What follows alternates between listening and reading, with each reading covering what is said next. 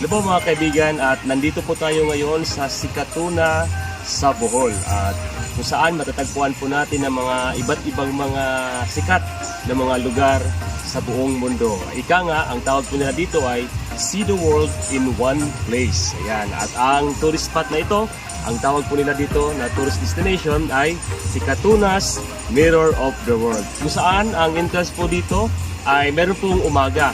Ang umaga po ay 150 pesos. Pero pag pupunta naman po kayo dito at alas 6 na, gabi na, ay 170 pesos. Pero yun po ay sulit na sulit. Kumbaga, marami po tayong makikita mga tourist destination sa buong mundo at pinagsama po dito sa isang lugar. Kaya, see the world in one place. Ganyan, sa likuran ko po yung Statue of Liberty. At kung di po ako nagkakamali, sa New York po yan. At parang nakapunta na rin po kayo sa New York mga kaibigan. At dun po, yung